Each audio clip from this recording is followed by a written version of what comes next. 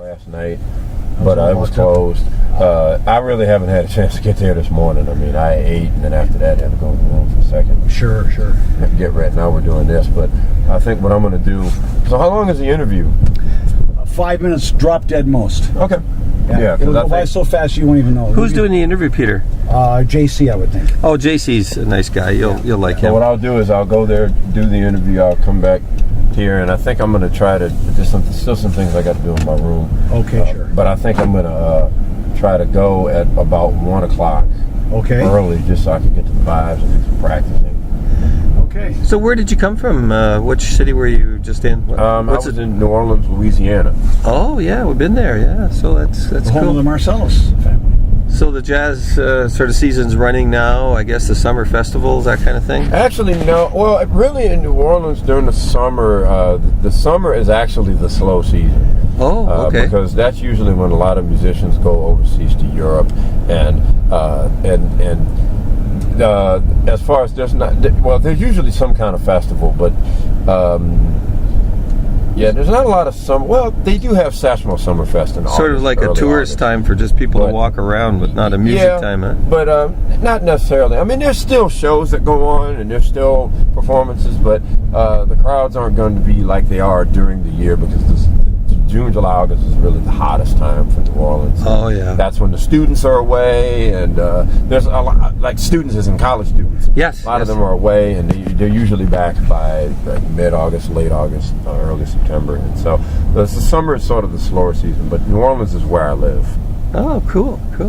So, yeah, actually, New Orleans, has been on the roadmap for a lot of things, and we won't get into all that kind of stuff. Sure. But how's it doing these days? Just a quick little synopsis about post-Katrina. What's going on there? It's in transition is the only way I can really explain it. The city's in a lot better shape. There's still, I think you really can see the differences between those who have and those who have not. I think that's really become amplified. Oh, okay. Meaning that there's some areas that are greatly improved and others that are struggling.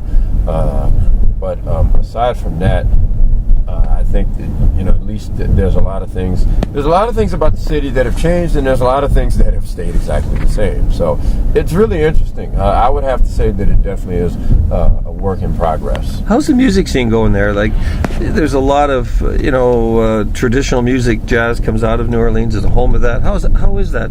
How's that happening?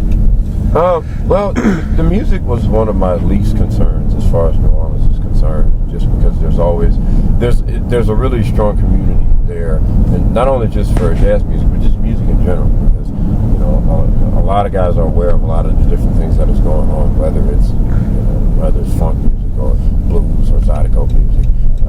There is a support system for that in the city, so there will always be something in that manner that is going to be going on. So maybe we talk a little bit about your music. Where do you, in your sort of journey as a musician, where do you see yourself now? I think I see myself now as at a good place, because there's a lot of beginnings that are starting to happen. And as far as my influences, I like to consider myself being influenced by, really, any music that's great at any time influences me, whether it's music, American music, or whether it's classical music such as jazz, Bach, or whatever it is. But I think that I like to really say that the bulk of the music that influences me has been the music in the 20th century. Oh, okay. Whether you're talking about are we talking jazz music? Whether you're talking about jazz artists like Louis Armstrong, or if you want to talk about a rock musician like a Jimi Hendrix, or a reggae artist like a Bob Marley,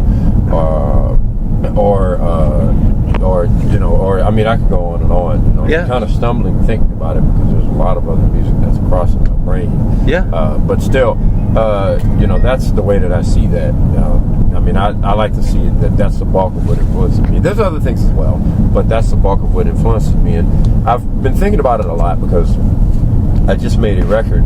Oh, did you? Tell us about that. On drums. Oh. With my other instrument, with pianist Marcus Robertson, the great banjoist Bela Fleck. And the name of the album is Across the Imaginary Divide. And it's been an interesting show, because Bela Fleck is someone that deals with bluegrass, but he does a more modern treatment of it, and he has a lot of different influences. Marcus is a modern jazz pianist, but he has gospel influences and 70s funk influences as well. And so with this project, a lot of that has been coming together. And so we'll draw from not only bluegrass and jazz, but funk and gospel music and ragtime and convergence of all this stuff. Yes, it's a convergence of the music from the past 100 years. Wow, cool. Well, here you are in Regina. What do you think of Regina? Well, Regina's nice. Just from a little bit. I've only been here for a day. We get you here at 2 a.m. and ask you at 9 a.m. What do you think of Regina? Oh, well, luckily I didn't get in at 2 a.m. Unfortunately, I was able to get in around 1 p.m, so I'm okay there.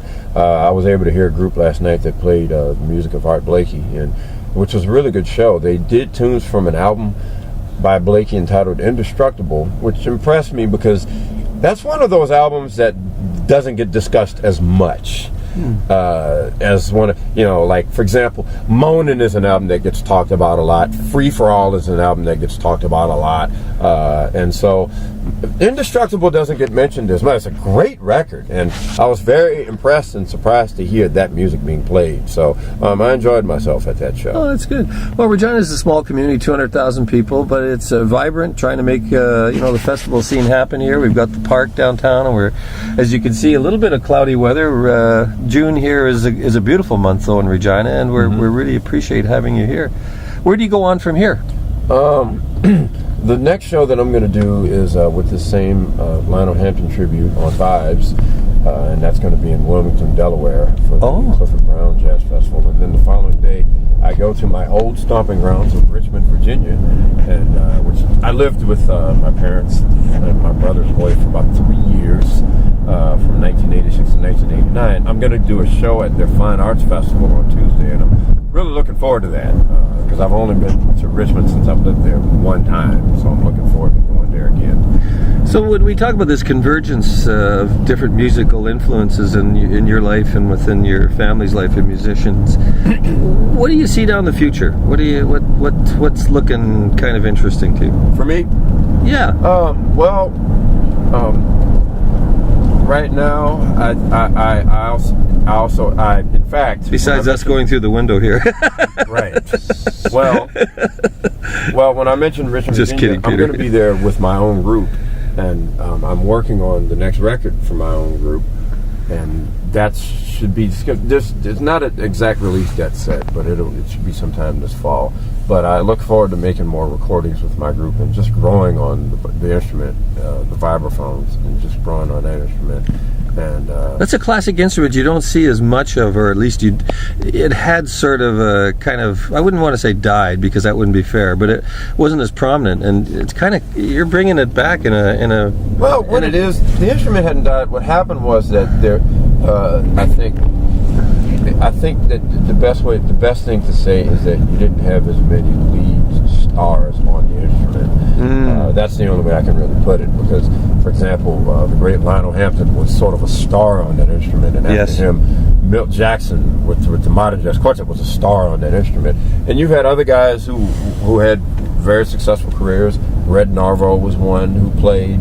Bobby Hutcherson was another in modern jazz circles, and you had Gary Burton, who's a great four-mallet player who's done a lot of different things.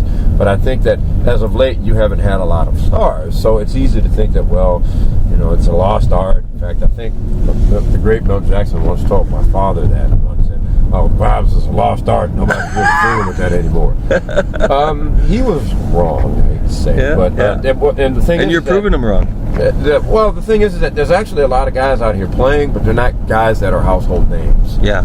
In fact, what was funny to me was in the city of New Orleans, I decided to start playing the vibes. I first got the instrument in the mid-'90s, and I practiced it off and on, but it wasn't consistent. How did you get the instrument? How did that arrive to you? It was the conversation my father and I had. We figured since I was playing drums and started to explore percussion, that I should have a mallet instrument like vibraphone, since I'm the melodic side of percussion and drums and rhythm. And I said, okay. And so it was. It was a few years later that I really started to become serious about it and start to play. What was funny was right after, it was in fall of 2000 when I decided, man, I'm going to start playing vibe. I'm going to start doing gigs, become more serious. I get this phone call. The guy says, yeah, you know, over at the University of New Orleans, yeah, there's this vibes player at UNO. I said, what?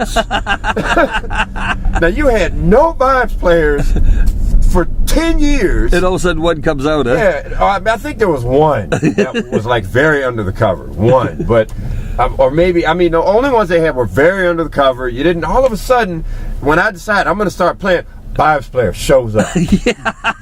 So then, wait, it gets better. The following year, I'm playing in Houston. Yeah, I want you to meet this guy that plays vibes. He's coming to New Orleans next year. Like, how do we go from 0 to 3 in about 2 years?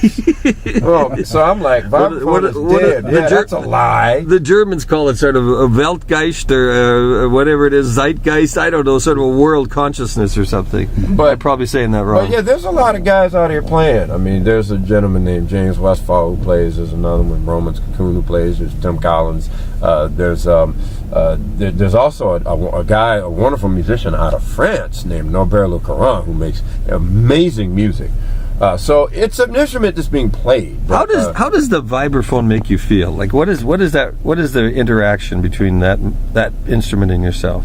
I feel a lot more comfortable behind it. I used to feel miserable just because it was so hard to play. Miserable. And, you know, you have to be aware of playing the right chord changes and the right notes to a melody, and they would be screwed up quite often, and so it was a frustrating thing. But the more and more that I work on it, the less of these mistakes happen. They still do from time to time, but the less of these things happen. So, but I think that I enjoy doing it because it is an instrument that you don't have as many lead players on, and so there's a lot that can be done. You know, now, like I said, there's even some other players with even bigger name profiles who I hadn't even mentioned. Stefan Harris is one, and Warren Wolf is another great player. But there's still other things that can be expressed on that instrument. What is the physical feel of it, though? Like the tone and you know, I don't know, it's just something that kind of sends a vibe. I don't know, when they say vibraphone, it feels like it sends a vibe out.